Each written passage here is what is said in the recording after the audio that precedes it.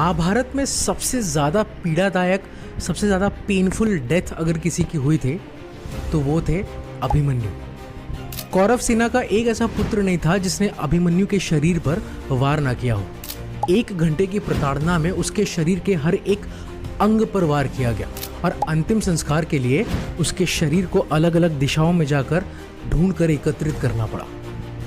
अब आप बोलोगे कि महाभारत में ऐसा कब हुआ? कर्ण ने तो तलवार से उनका वध कर दिया था। टेलीविजन की महाभारत की बात नहीं कर रहा हूँ। टेलीविजन से बाहर आओ फिर जानो। तो जब उनका अंतिम संस्कार हो रहा था तो पांडव फैमिली, सारे पांडव एकत्रित होकर दुख में थे, रो रहे थे और अभिमन्यु के अंतिम संस्कार को पूरा कर रहे थे।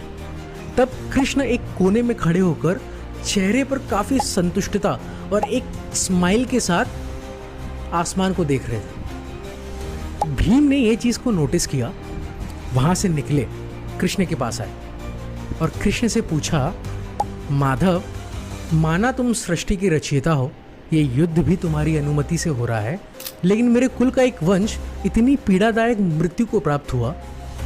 संसार का सारा दुख एक तरफ और अभिमन्यु की मृत्यु एक तरफ। ऐसे समय पर आपके चेहरे पर आंसू के बजाय मुस्कुराहट, इतने निर्दयी कैसे हो गए आप? तब कृष्ण कहते हैं कि भैया भीम, उनकी बुआ के लड़के थे, बड़े लड़के थे, इसलिए बोलते हैं, भैया भीम, आपकी दृष्टि से देखूं तो पीड़ा तो है।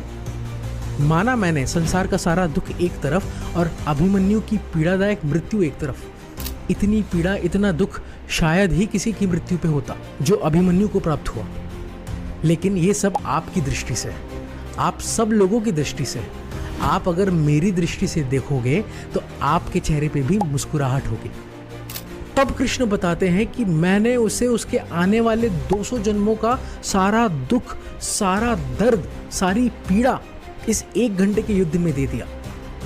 अब वो यहां से मुक्त होकर चंद्रमा की गोद पर जाकर बैठा है और ऊपर से कह रहा है कि मामा, अब मैं खुश हूं। So what is the lesson of this story?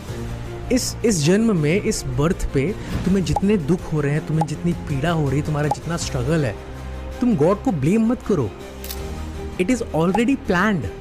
हो सकता है तुम्हारे अगले जन्म के सारे दुख को निकाल के वो इस जन्म में डाल रहा है और स्ट्रगल करवा रहा है ताकि तुम्हारा अगला जन्म पेनलेस हो।